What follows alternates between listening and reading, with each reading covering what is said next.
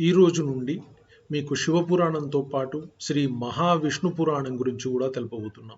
ఈరోజు ఒక అద్భుతమైనటువంటి కథని మీకు తెలుపుతాం. అదేమిటి అంటే శ్రీకృష్ణుడి అవతార పరిసమాప్తి గురించి. ఒకనాడు దేవతల దూత వచ్చి శ్రీకృష్ణుని కలిసి, మీ అవతారపు పని పూర్తయినది, ద్వాపర యుగం కూడా పూర్తి కావస్తున్నది, మీరు వైకుంఠానికి తిరిగి రావాలని కోరారు. అప్పుడు శ్రీకృష్ణుడు నా అవతారం వదిలివేస్తాను అని చెప్పాడు. తరువాత శ్రీకృష్ణుడు ఉద్ధవుడిని పిలిచి, నా మరణాంతరం సముద్రం ఉప్పొంగి ద్వారకను ముంచివేస్తుంది, నీవు ఆశ్రమముకు వెళ్ళి తపస్సు చేసి సిద్ధి పొందు అని ఆయనకి తెలిపాడు. యాదవులంతా శ్రీకృష్ణుని ఆజ్ఞపైన సురాపానం చేసి ఒకరిని ఒకరు చంపుకున్నారు. ఆ తరువాత శ్రీకృష్ణుడు దారకుడు ఇద్దరు మాత్రమే మిగిలినారు. ఈ దారకుడు ఎవరు అంటే శ్రీకృష్ణుడికి రథసారథి.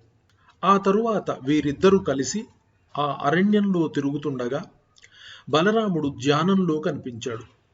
వీరిద్దరూ చూస్తుండగానే ఆయన ముఖం నుండి ఆదిశేషుడు అవతరించి సముద్రం వైపు వెళ్ళి అక్కడి నుండి వైకుంఠానికి వెళ్ళిపోయాడు. అప్పుడు శ్రీకృష్ణుడు దారకుడితో, నీవు వెంటనే ద్వారకకు వెళ్ళు, వసుదేవుడు మొదలైన వారందరికీ ఈ విషయాన్ని తెలిపి, నా మరణాంతరం ద్వారక సముద్రంలో కలిసిపోతుంది, అర్జునుడు అక్కడికి వస్తాడు, ద్వారకలో ఉన్న యాదవ పెద్దలు అర్జునుడిని అనుసరించాలని నా మాటగా చెప్పు అని పంపాడు. ఆ తరువాత శ్రీకృష్ణుడు బోధి వృక్షానికి ఆనుకుని ధ్యానంలో మునిగిపోయాడు. ఆయన ఎడమ పాదం జాపపడి కుడి మోకాలిపై ఆనించబడి ఉంది. ఆ సమయంలో జరావ్యాధుడు అనే ఒక వేటగాడు అక్కడికి వచ్చాడు. యాదవులు నూరగా మిగిలినటువంటి ముసలము అతనికి కనిపించింది. అది అతను తీసుకున్నాడు. అతడు శ్రీకృష్ణుడున్న ఒక ప్రాంతంలో ఒక చెట్టు చాటును దాచుకొని చూడసాగాడు.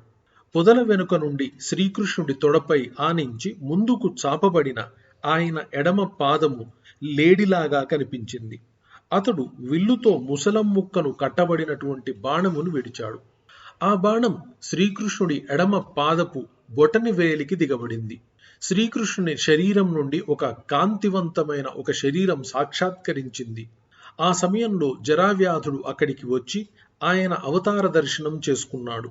శ్రీకృష్ణుడితో, ప్రభు, నేను ఇది తెలియక చేసిన పాపం, చాలా పెద్ద అపరాధం, కాబట్టి నన్ను చంపివేయండి అని ప్రార్థించాడు. అప్పుడు కరుణామయుడైనటువంటి శ్రీకృష్ణుడు జరావ్యాధుడితో, నీ తప్పు అణువంత కూడా లేదు, నా అవతార పరిసమాప్తి ఈ విధంగా కావలసి ఉంది. కణ్వ మహర్షి శాపం వలన యాదవ వంశము నాశనమునకు పుట్టిన ముసలపు ముక్కతో నీ ద్వారా నా అవతార పరిసమాప్తికి కారణమైంది అని చెప్పాడు. అవతార పరిసమాప్తి సమయాన నన్ను దర్శించిన నీకు స్వర్గప్రాప్తి అనుగ్రహిస్తున్నాను అని ఆశీర్వదించాడు.